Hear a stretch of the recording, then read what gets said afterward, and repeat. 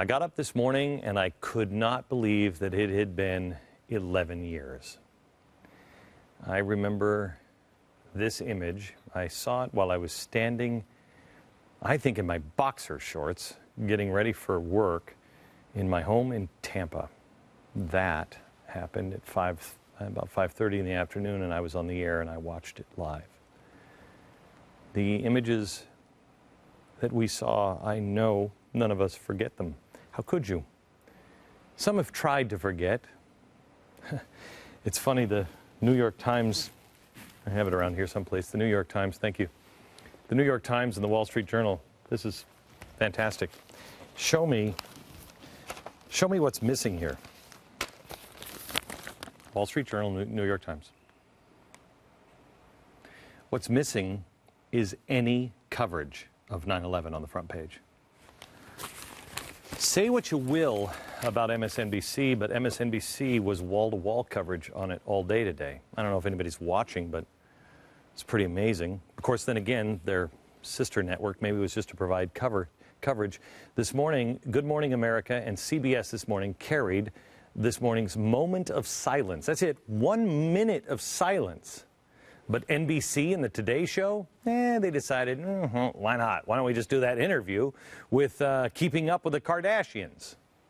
Kris Jenner was on, sharing the story of her breast implant surgery, which she claims has helped others. NBC. As horrible and tragic and unimaginable as things were on this day 11 years ago, a very important truth was made clear to us. Darkness cannot overcome light. It may try, but it will fail every time. On September 10th, do you remember who you were? I was just another American schlub who, even though I thought I didn't, I took this incredible gift of a country for granted. A few months prior to September 11th, I was on the air bickering about butterfly ballots and obsessing about 500 votes in Florida. We all were as a country. But then that Tuesday morning, 11 years ago, changed all of us in a heartbeat. It was 8:46 a.m. And in that instant, we were no longer Republicans or Democrats, conservatives or liberal. We were all just simply Americans. And we turned to God. At least most of us did. We went to church that following Sunday in record numbers. We lost our sense of self. And many of us got down on our knees and we made a promise to ourselves, to each other and to our God that we would never forget. Not just the horrific images of the day. We promised to remember that this is how fragile America is. And this is how we're supposed to be. We're supposed to care. We had our differences. We still did. On September 11th and 9/12, we still had our differences. But at the end of the day, we were all in this thing together. And we recognized that. We experienced a united America that honestly was in some ways utopia. I didn't know we could even be that way. It opened my eyes. It opened my eyes to many bad things, but also to the possibilities of America. I got up this morning and I was getting dressed, and I put this on. I wear this every day. This is for Patrick Tainish. I was putting my watch on and I reached into my watch box and I pulled out my gold coin. My kids have a gold coin. I have a gold coin. We always keep it with us just in case. And I was getting dressed and I put on a new Tesla t-shirt that my clothing company had just made. And as I put that on, I thought, everything I touch, everything I am today started because of 9/11. It's why I'm, oh my gosh, passionately hated by so many and heralded by others. It is why I buy gold. It's why I know about hyperinflation. It's why I started the 9/12 Project. By the way, don't miss tomorrow's show. It's why I started this TV network, because I started figuring things out. It's why I did Restoring Love. It's why I started that clothing line. It's why Tanya and I now homeschool our kids. It's why I've read the Quran. It's why I became friends with Zuhdi Jasser. It's why I know it's extraordinarily dangerous to elevate and support the Muslim Brotherhood. It's why I've made friends with Marcus Luttrell. It's why I think the new Navy SEAL book is trouble, and it saddens me. It's why I know that America is the last best and maybe only hope for the world. It's why I know all about the progressives in Woodrow Wilson. 9/11 is why I met David Barton, and I know about George Whitefield and the Third Great Awakening. It's why I know and love George Washington. It's why I feel so passionately about President Obama. It's why I've been to Israel 4 times. I mean, I stood there in my closet this morning and I realized almost everything that occupies my time and my talent and my attention and my passion began on 9/11. I watched those towers fall in the morning at home, and I saw the tower fall, what was it, number 7? That afternoon, and I was on the air, and I was speaking as it fell. It was a hard day to try to bring people the news. And I remember one caller who was confused and in shock and said, "What is happening?" And I was honest, and I said, "I don't know. But I promised I would find some answers." I didn't have any answers. I mean, I was really just a stupid, uneducated, lazy American at the time. I mean, I could tell you who the latest contestant was, to be booted off on Survivor Island, but give a dissertation on the Muslim Brotherhood? Fat chance. I mean, before 9/11, I would have thought the Muslim Brotherhood was a bad 80s terror comedy flick or something. But I said something that I meant to that caller that day. I said, "I promise you, I'm going to find the answers." I promised myself, I promised my wife, my children, and my God. I'm going to find the answer. I'm going to figure out what's going on. I'm going to learn. I'm going to study. I'm going to be more informed about the world around me. I'm going to be a better person, a better American. I will be my brother's keeper. I will teach my children about this time and history. I will never forget. My wife and I knelt at our bedside that night after reading the story about the Tower of Babel, and in their arrogance they built a tower to reach the sky. And we wept and we held hands, and we were afraid for our children and our children yet to come. But there on our knees we begged the Lord to protect us. He has. But we also promised Him we would follow Him. Have we? I tell you, I do a lot of soul searching all the time because, boy, there's nobody that needed the atonement more than me. And I'm very careful not to violate that. I've done my best to keep the promises to the best of my ability. And that is why I am who I am today. It's why I'm hopeful, because He keeps His promises. And there are so many out there that have kept their promise too. But at the same time, 11 years later, it's also part of the reason why at times in my worst moments, I'm angry, but I'm sad or disappointed most of the time by many Americans. because I just want to shake them and say, you made that promise too. I know you did. Why have you gone back to sleep? That's not a Democrat thing. It's a Republican thing just as much.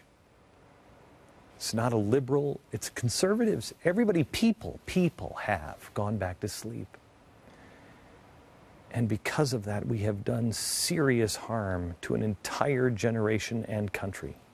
Not just because we went to sleep, but because we weren't prepared. We didn't see what was coming. We didn't understand it. And so we let people above us make decisions for us, which we wouldn't have made now.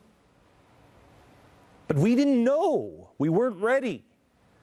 We didn't even know how to handle this with our kids. So we listened to the experts, and teenagers now grew up in a post 9/11 world. I have people on my staff now, this sounds incredible to me, that were 11 at the time. There were 18-year-olds who are fighting in Afghanistan now. There were 7 when the World Trade Centers collapsed. Do they even know what they're fighting? You don't even know what happened? This has been going on since they were 7. But again, because we weren't prepared, because we weren't self-reliant on so many things, we listened to the experts, and they have robbed many of Americans, especially those under 25 or maybe 30, of the powerful, powerful moment in their memory. Their politically correct reaction was to pull the images from the screen because they're too disturbing. And many of us did this. My children never saw the World Trade Centers going down. I, mainly their mother, did not want them to see it. So many people thought perhaps if we just stop watching it, the wounds can heal. And we can shield our children from experiencing the pain. Believe it or not, the TV networks at the time got together and decided that they were never going to play the footage of the planes going into the towers. That image right there. They would not play those. They mutually agreed that they would not show the footage of those planes going into those World Trade Center towers except for once a year. And they don't even do that all the time. I can tell you that because I know it firsthand. I tried to run that footage on 9/11 or non-9/11 anniversaries on both CNN and Fox, and both times tastefully done, and I had to make a case. Both times I was denied. We edited 45 movies that had scenes featuring the World Trade Center, edited or postponed coming out. Postponed I can understand, but edited? Movies that had already been out? In most cases, the towers were edited out of movies to, quote, to avoid the trauma of those emotionally affected by the attack. Well, that's a good case, but really? This was the original trailer for Spider-Man. I don't know if you've ever seen it before.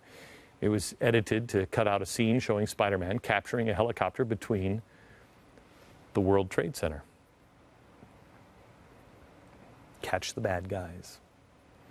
Shots of the World Trade Center were deleted from Serendipity, Zoolander, Sidewalks of New York. A Simpsons episode titled The City of New York versus Homer Simpson was pulled from syndication because of that cartoon. Arnold Schwarzenegger's film, which happened right after 9/11, was postponed, called Collateral Damage. It took place in Los Angeles, but still, I guess it was too traumatic. Now on television, even today, you're more likely to see a German or Swedish or Russian terrorist than any Middle Easterner, because we're all told about how horrible anyone who looked Middle Eastern was being treated, even though the evidence of a backlash epidemic is scarce. Radio station owners at the time, including Clear Channel, put out a suggested list of songs not to play. That PC reaction was a mistake. If you're 15 or 20, the experts robbed you, and so did we, because we listened, of an incredibly valuable piece of American history. We shielded you. We did it, we thought, for the right reasons, but were we right? To get you not to watch it, to avert your eyes. This event changed our country forever, and I don't believe anyone who didn't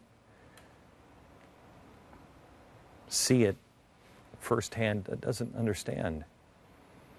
This event showed us the worst in people, but it also showed us the best the very next day.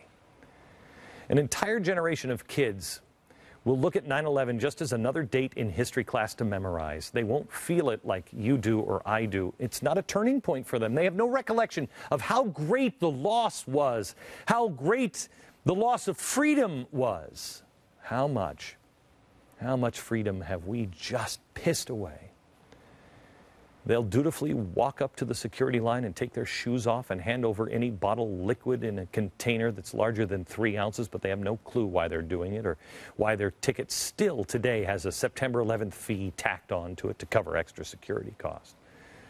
They know that there's a Homeland Security Department, costs the taxpayers $40 billion a year just to operate its 3,200 different agencies and outside contractors. But they won't know that on September 10th, 2001, Homeland Security was a non-existent term, and we would have never gone for it. They won't remember how hard the politicians and the citizens fought against having the TSA unionized. It was important, only to now have 60% of it unionized while we were asleep. They won't know that not long ago, the thought of someone attacking America's homeland was unimaginable, even impossible. They won't think twice about cameras snapping pictures of them everywhere they go, nor comprehend a life where their every moment isn't being digitally monitored and stored somewhere. It's funny because when I was back in Tampa before September 11th, I was warning about this, and now it's spreading in the name of safety. Bloomberg said, we live in a world where we have to have a balance. We can't just say to everybody that they can go every place and do anything they want. That's why he was putting cameras up on the streets of New York. This month, the FBI began installation of $1 billion in facial recognition cameras that will go all across America. Have you heard any outcry on that? How about the military drones that are now being used by local enforcement agencies? Where is anybody on this? The NSA is building a massive data collection warehouse that is the size of 17 football fields, 5 times the size of the U.S. Capitol building, and 18 times bigger than the White House. You got to be kidding me, right? Where are all the Democrats? And don't think that George Bush started. I don't know who started that, but I'm sure it wasn't wasn't Barack Obama. I'm sure that was George Bush that started something that big. They'll both do it, Republicans and Democrats. Can't we come together again?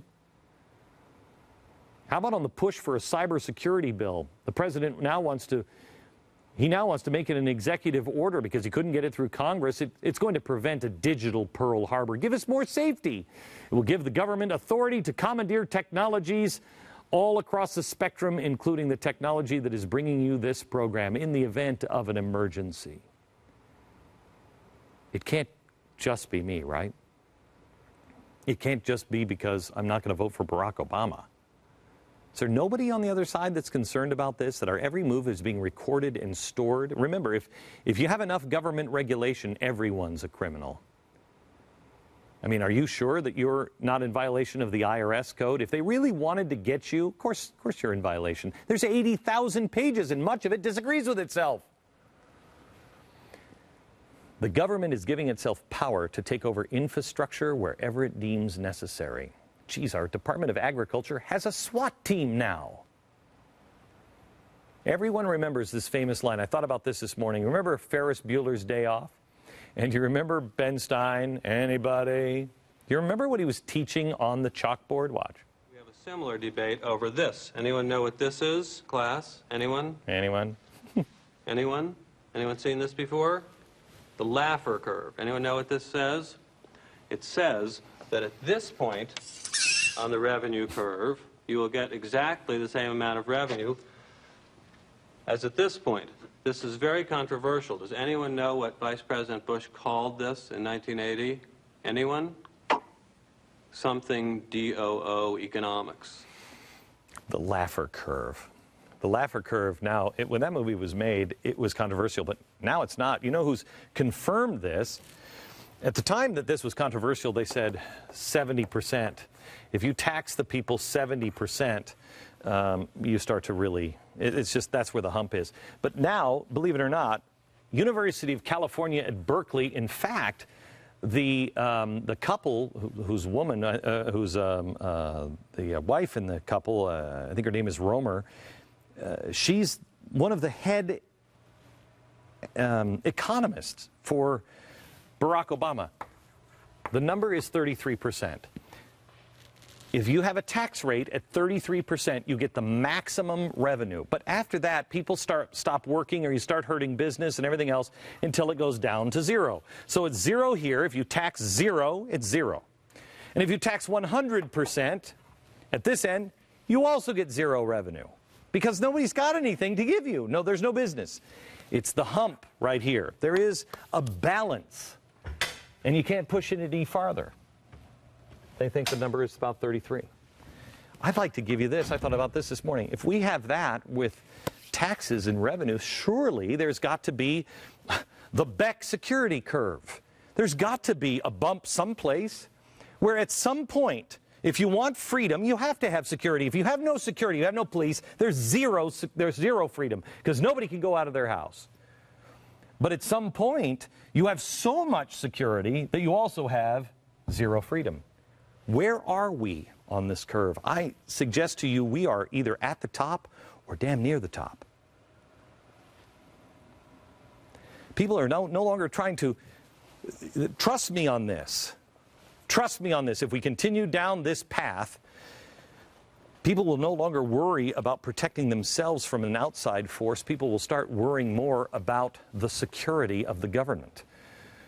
The government will become our biggest problem. We changed as a nation on 9/11 forever. And we are continuing to see drastic changes, and one building on top of the other and the other and the other. The current administration is now friends with the Muslim Brotherhood, and they're giving the Islamic extremist organization $1 billion in an aid package so they can buy German submarines. I mean, what are we giving the Muslim Brotherhood a bunch of money so what are they going to do with attack submarines? What are we, insane? We've befriended the enemy, and we've turned our backs on the closest allies, and now through regulation, predator drones, spying, and political correctness, we've made each other into the enemy. We're draining all of our strength and our finances, and we have very few reserves left in the tank. If we continue along the current course, America will not survive another 11 years. I don't think we'd even survive another 9/11. Unless we renew the promise we made to ourselves 11 years ago.